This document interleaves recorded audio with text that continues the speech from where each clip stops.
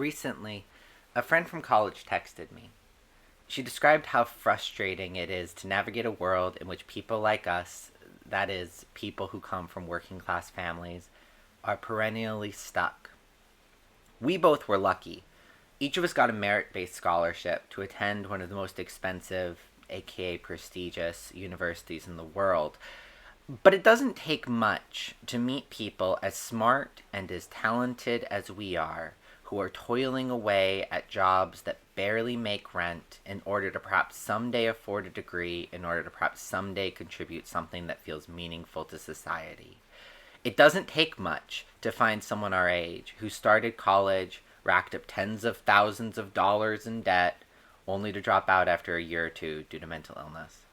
It doesn't take much to find folks smarter, harder working, and much more creative than we are, but who are kept ignorant of need-based aid, or who never quite excelled by the arbitrary standards of high school teachers or the college board. Walking among members of our generation is like walking among ghosts of hopes that never die, but are unable to be fully lived. My friend and I were lucky, infinitely lucky, and have been more or less successful in our attempts to abscond into the middle class.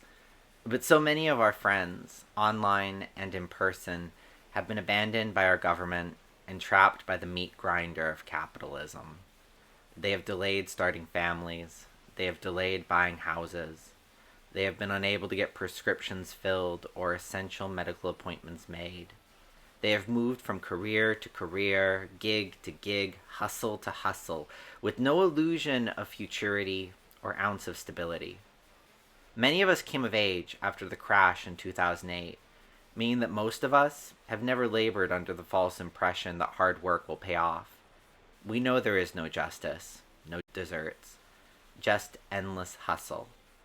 We know that the game of life is a gambling game, winners and losers selected by nothing more than chance, by zip code, by parentage, by race, by gender, by cognitive and bodily ability. Which brings me to Pete Buttigieg and the recent discourse surrounding his shockingly low support among people his own age. And sure, there are many reasons that young progressives dislike Buttigieg more than our parents, aunts, and uncles do. He spent much of the campaign deriding policies which we, as a cohort, broadly like. He campaigns on generational change while embracing the rhetorical markers of people twice his age. He's surprisingly tame when it comes to tackling the climate crisis, setting 2050 and not 2030 as his carbon neutral goal. He seems to have missed the Black Lives Matter movement wholesale, having initially aligned himself with the All Lives Matter retort, and having taken perhaps a touch too seriously Tea Party BS. To slide perhaps a bit too forcefully into melodrama, in style and in substance, his campaign is an active, ongoing betrayal of our generation. He fails to take seriously the debt crisis, which has hollowed out our futures and what little parental savings might have survived the crash. He has defended this reticence by pointing to his husband's student loans, as though personally suffering is itself justification for ignoring the self-same suffering of others who don't have a national platform, BTW.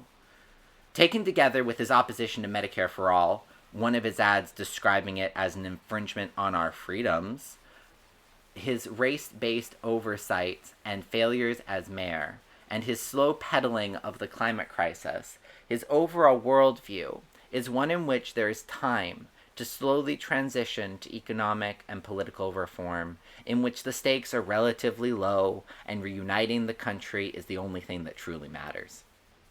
Which makes sense for someone who has spent his entire life at least comfortably middle class, who attended a private school and then a certain college near Boston, who has since seemed at times gormlessly unable to hide his raw magnetic attraction to power and influence.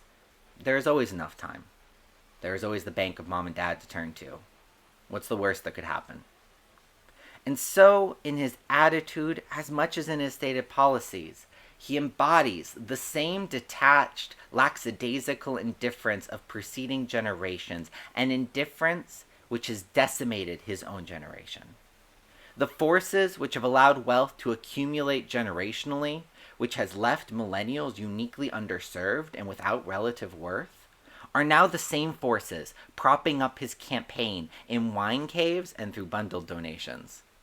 It's been widely remarked that Buttigieg does so well with older folks because he reminds them of their favorite nieces and nephews, the go-getters, the relentless achievers, and so in the process, he comforts them and convinces them that, through his individual success, the supposed woes of his generation are overhyped and hyperbolic in nature. It surely can't be so bad if a nice fellow like Pete has done so well. Ultimately, then, I suspect that it is his own smug faith in his meritocratic value that drives young progressives wild. To be 37 and to more or less think that because you did well in school and were elected mayor in one of the most democratic-leaning areas of the country means you should be president, especially given that you happen to grow up in the industrial, by which he always means white, Midwest, is as clear a sign of delusions of grandeur as you could create in a laboratory. And for folks like me and my friend who have watched our friends, our families, and our futures torn apart and left behind by big money and the government that protects it, that obliviousness to his own unearned privilege is galling. I did well in school. I'm proud to have been able to turn down an Ivy League college, and as the son of high school dropouts, pursuing a PhD is a dream come true for me. But I didn't earn it. Or rather, I didn't deserve it any more than the millions of folks shut out and silenced every day by the moneyed interests Pete would like to compromise with. The millennial condition is simple, a profound sense of our own accidental fortunes and misfortunes, a supreme understanding that both our successes and our failures are largely unearned and undeserved, a lived familiarity with the structures of injustice, inequality, and human suffering that Pete often seems ignorant of, or at least insulated from. Whether we support a political revolution or big structural change, young, left-leaning folks know that the game is rigged and its rules are unfair. We know that success by those rules means little, and that resumes are meaningless tools of self-perpetuation.